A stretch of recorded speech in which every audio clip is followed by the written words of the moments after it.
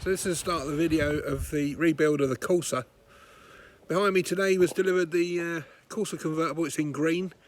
It's in a bit of a sorry state, so surprisingly all there.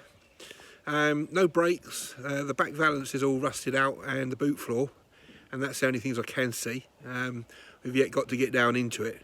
But I'll give you a little walk around to show what we actually start with.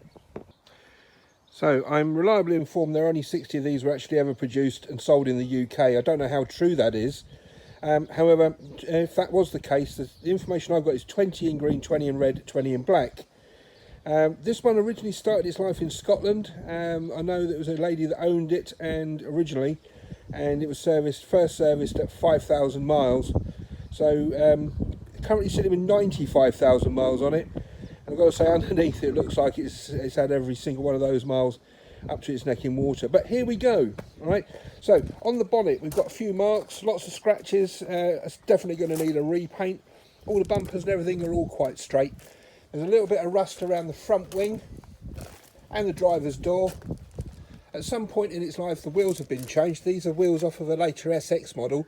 However, they look quite nice. Easily going to be refurbed to get those all up to speed.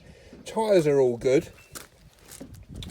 No damage to the windscreen, although the top valance at the top up here for the screen support bar, it's all faded, so that's going to need a bit of a repaint. Mirrors are all good. Mud flaps on the car, which are nice. No damage down this side, which is quite good. On the inside, all good.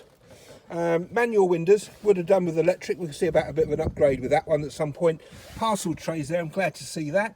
A bit disappointed that the CD player is missing. This one's been fitted with a cassette player, but it's not the end of the world.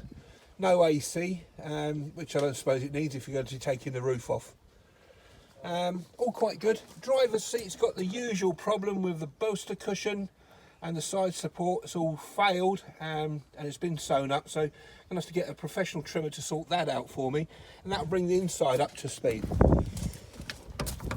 The roof, which I have actually put away, no marks on the mohair section, although the vinyl on the vehicle has small nicks in, so I've got to look at trying to get that repaired. And the back, small dent and a few scuffs on the back tailgate section, but outside of that, everything for this car is actually here. So I'm very pleased with that. There's just going to be quite a lot of time spent getting all the welding done, and I know from, well, at least at the back and the boot floor, that's going to be the main area. And then I just want to make sure that obviously it's structurally sound. Now what I intend to try and do is take a video every time we do something, and I'll piece it all together, and we can go from there. So if anyone's got any questions, you feel free to email me. It's r.bolam, B-O-L-A-M, @icloud.com, and see if we can help each other out. Speak soon. Bye-bye.